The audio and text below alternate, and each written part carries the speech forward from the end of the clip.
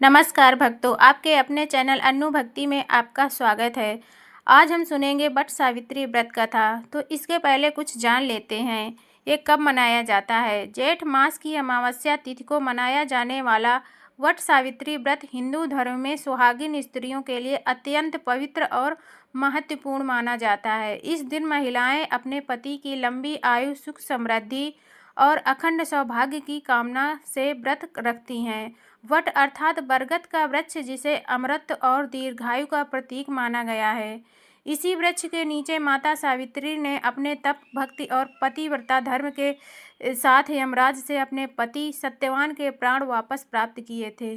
तभी से यह व्रत वट सावित्री व्रत के नाम से प्रसिद्ध हुआ। चलिए इसका महत्व भी जान लेते हैं। शास्त्रों के अनुसार बरगद का वृक्ष त्रिदेव का स्वरूप माना जाता है। इसकी जड़ में ब्रह्मा जी, तने में विष्णु जी और शाखाओं में भगवान शिव का वास होता है। इस वृक्ष की पूजा करने से दीर्घायु, संतान और सुख सौभाग्य की प्राप्ति होती है। वट सावित्री व्रत केवल एक धार्मिक अनुष्ठान नहीं, बल्कि पति पत्नी के अटूट प्रेम, विश्वास और समर्पण का प्रतीक भी माना गया है। इस व्रत की कथा हमें यह सिखाती है कि सच्ची श्रद्धा, तपस्या और प्रेम से असंभव कार्य भी संभव हो जाते हैं। तो चलिए सुनते हैं वट सावित्री व्रत कथा। बहुत समय पहले मध्य प्रदेश में अश्वपति नाम एक प्रतापी और धर्मात्मा राजा राज्य करते थे। उनकी रानी का नाम मालवी था। राजा के पास धन, वैभव, सेना और प्रजा का अपार सुख था, लेकिन उनके जीवन में एक बहुत बड़ा दुख था। उनकी कोई संतान नहीं थी। संतान प्राप्ति के लिए राजा और रानी ने अनेक यज्ञ, दान और पूजा पाठ किए, परंतु उन्हें सफलता नहीं मिली। अंततः राजा अश्वपति ने कठोर तपस्या करने का निश्चय किया। उन्होंने कई वर्षों तक माता सावित्री पूजा की आराधना की और प्रतिदिन सावित्री मंत्र का जाप किया। राजा की कठोर तपस्या से प्रसन्न होकर देवी सावित्री प्रकट हुई और बोली, राजन, मैं तुम्हारी भक्ति से अत्यंत प्रसन्न हूँ। तुम्हें एक तेजस्विनी और गुणवान कन्या प्राप्त होगी। कुछ समय बाद रानी मालवी ने एक सुंदर कन्या को जन्म दिया। देवी के आशीर्वाद से प्राप्त होने के कारण उसका नाम सावित्री रखा गया। और उसके बाद राजकुमारी सावित्री बचपन से ही अत्यंत सुंदर, बुद्धिमान और तेजस्वी थी। उसकी सुंदरता ऐसी थी कि लोग उसे देवी का स्वरूप मानते थे। जब वह विवाह योग्य हुई, तब राजा अश्वपति उसके लिए योग्य वर की खोज करने लगे, लेकिन सावित्री का तेज इतना अद्भुत था कि कोई भी राजकुमार उसके सामने स्वयं को योग्य नहीं समझता था। तब राजा ने सावित्री से कहा, पुत्री, तुम स्वयं अपने लिए योग्य वर का चयन करो। पिता की आज्ञा पाकर सावित्री रथ में बैठकर विभिन्न राज्यों और आश्रमों में गई। कई दिनों की यात्रा के बाद वह एक वन में पहुंची। वहां उसने एक तेजस्वी और धर्मपरायण युवक को देखा, जिसका नाम सत्यवान था। सत्यवान अत्यंत विनम्र, पराक्रमी और माता पिता का सेवक था। उसके पिता राजा धूम्रसेन थे, जो कभी साल्व देश के राजा थे, लेकिन शत्रुओं ने उनका राज्य छीन लिया था और वे अंधे होकर वन में रहने लगे थे।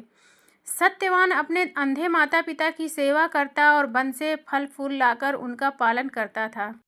सावित्री ने मन ही मन सत्यवान को अपना पति मान लिया। नारद मुनि की भविष्यवाणी होती है, सावित्री वापस महल लौट आई और अपने पिता को सत्यवान के बारे में बताया। उसी समय वहां देवर्षि नारद उपस्थित थे। राजा अश्वपति ने नारद जी से सत्यवान के बारे में पूछा। नारद जी बोले, सत्यवान गुणवान, सत्यवादी और महान आत्मा है। वह हर प्रकार से योग्य है, लेकिन उसकी आयु बहुत कम है। आज से ठीक 1 वर्ष बाद उसकी मृत्यु निश्चित है। यह सुनकर राजा अश्वपति चिंतित हो गए। उन्होंने सावित्री से कहा, पुत्री, तुम किसी अन्य राजकुमार को चुन लो। लेकिन सावित्री ने दृढ़ स्वर में कहा, पिताश्री, हिंदू कन्या केवल एक बार पति का चयन करती है। मैंने मन से सत्यवान को अपना पति मान लिया है। अब मैं किसी और से विवाह नहीं करूंगी। सावित्री की दृढ़ता देखकर राजा को उसकी बात माननी पड़ी। शुभ मुहूर्त में सावित्री और सत्यवान का विवाह संपन्न हुआ। विवाह के बाद सावित्री अपने पति के साथ वन में रहने लगी। वह अपने सास ससुर की सेवा करती, पति का हर कार्य में साथ देती और अत्यंत सादगी से जीवन व्यतीत करती। लेकिन उसके मन में नारद जी की बात सदैव रहती थी। जैसे जैसे 1 वर्ष पूरा होने लगा, सावित्री का मन व्याकुल होने लगा और जिस दिन सत्यवान की मृत्यु का समय निकट आया, उस दिन सावित्री ने कठोर व्रत रखा। उसने 3 दिन तक अन्न और जल त्याग दिया और भगवान से अपने पति की रक्षा की प्रार्थना की। उसकी सास ने कहा, बेटी, तुम बहुत कमज़ोर हो गई हो, थोड़ा भोजन कर लो। लेकिन सावित्री बोली, माता जी, आज मेरा व्रत पूर्ण होने वाला है और इसे पूर्ण होने दीजिए। उस दिन सत्यवान लकड़ियां काटने वन में जाने लगा। सावित्री ने कहा, स्वामी, आज मैं भी आपके साथ वन में चलूंगी। सत्यवान उसे साथ लेकर वन में चला गया। वन में पहुंचकर सत्यवान पेड़ काटने लगा। अचानक उसके सिर में तेज दर्द होने लगा। वो बोला, सावित्री, मेरा सिर चिकरा रहा है और मैं बहुत कमज़ोर महसूस कर रहा हूँ। सावित्री तुरंत उसे अपनी गोद में लिटा लिया। तभी उसने देखा कि एक तेजस्वी पुरुष हाथ में पास लिए सामने खड़ा है। वह स्वयं यमराज थे। यमराज ने सत्यवान के शरीर से उसके प्राण निकाल लिए और दक्षिण दिशा की ओर चल दिए। सावित्री भी यमराज के पीछे पीछे चलने लगी। यमराज ने पीछे मुड़कर कहा, देवी, अब लौट जाओ। यह संसार का नियम है, जो जन्म लेता है उसकी मृत्यु निश्चित है। सावित्री ने विनम्रता से कहा, धर्मराज, जहाँ मेरे पति जाएंगे वहाँ तक जाना मेरा धर्म है। यमराज उसकी पतिव्रता शक्ति और मधुर वाणी से प्रभावित हुए। उन्होंने कहा, मैं तुम्हारी भक्ति से प्रसन्न हूँ। तुम कोई भी वरदान मांगो, लेकिन सत्यवान का प्राण मत मांगना। सावित्री बोली, मेरे अंधे सास ससुर की दृष्टि लौट आए और उन्हें उनका खोया हुआ राज्य प्राप्त हो जाए।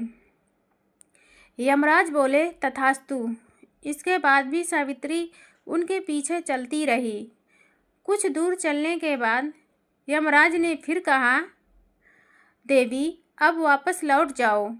सावित्री बोली, सज्जनों का साथ कभी व्यर्थ नहीं जाता। आपके साथ चलते हुए मुझे धर्म की बातें सुनने का अवसर मिल रहा है। यमराज उसकी बुद्धिमानी से प्रसन्न हुए और दूसरा वरदान मांगने को कहा। सावित्री बोली, मेरे पिता राजा अश्वपति को 100 पुत्र प्राप्त हों। और उसके बाद यमराज ने कहा, तथास्तु।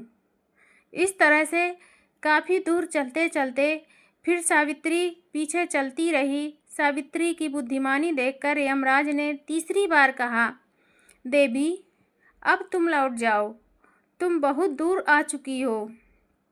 सावित्री बोली, पति के बिना स्त्री का जीवन अधूरा होता है।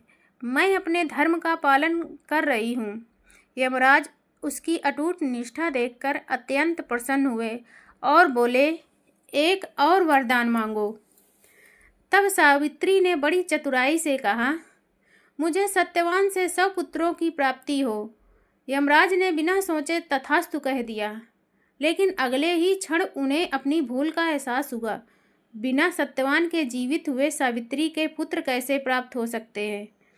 यमराज सावित्री की बुद्धिमानी और पतिव्रता धर्म से अत्यंत प्रभावित हुए। उन्होंने कहा, देवी सावित्री, तुम्हारे जैसी पतिव्रता स्त्री संसार में दुर्लभ है। मैं सत्यवान के प्राण वापस करता हूँ। इतना कहकर यमराज ने सत्यवान को जीवन दान दे दिया।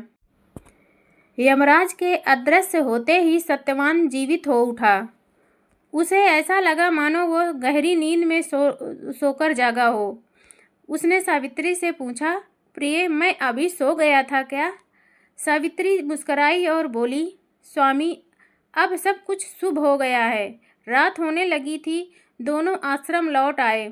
वहां पहुंचकर उन्होंने देखा कि राजा द्रुमसेन की आंखों की रोशनी वापस आ गई।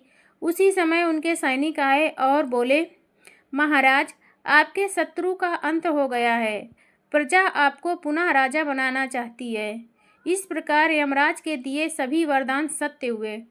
कुछ समय बाद राजा अश्वपति को भी 100 पुत्रों की प्राप्ति हुई और सावित्री को भी पुत्र रत्न प्राप्त हुए। इस प्रकार सावित्री का अखंड सौभाग्य अमर हो गया।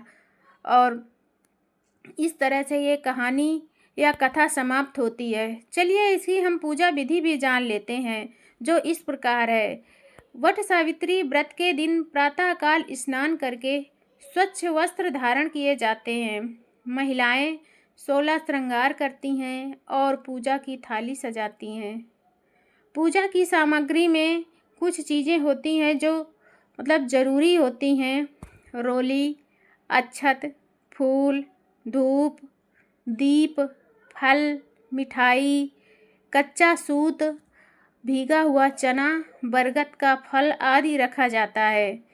इसके बाद बरगद के वृक्ष के पास जाकर जल अर्पित किया जाता है। वृक्ष के चारों ओर कच्चा सूत लपेटते हुए परिक्रमा की जाती है और वट सावित्री व्रत कथा सुनी जाती है और अंत में पति की लंबी आयु और सुख समृद्धि की कामना की जाती है।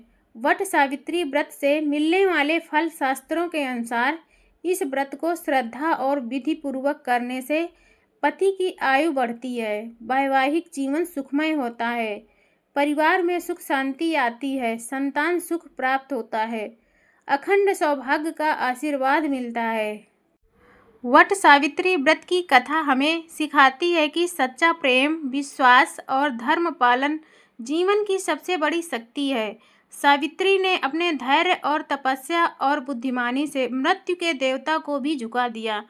यह कथा हर स्त्री को प्रेरणा देती है कि श्रद्धा और संकल्प से असंभव कार्य भी संभव बनाए जा सकते हैं। पति पत्नी का रिश्ता केवल सांसारिक बंधन नहीं बल्कि आत्माओं का पवित्र मिलन है। जो स्त्री श्रद्धा और विश्वास के साथ वट सावित्री व्रत करती है उसके जीवन में सुख शांति और सौभाग्य बना रहता है। माता सावित्री की कृपा से उसके परिवार में हमेशा खुशहाली बनी रहती है। जय माता सावित्री, जय वट वृक्ष देव। इस तरह से भक्तों ये कथा समाप्त होती है। अगर आप भी माता सावित्री का व्रत रखते हैं या फिर उनकी कृपा पाना चाहते हैं तो कमेंट में एक बार जय माता सावित्री ज़रूर लिखना और चैनल को सब्सक्राइब कर लेना इसी तरह की आध्यात्मिक कहानियाँ और कथाएं सुनने के। जय माता सावित्री। आप सभी के जीवन में खुशहाली आए और माता का आशीर्वाद सदैव बना रहे।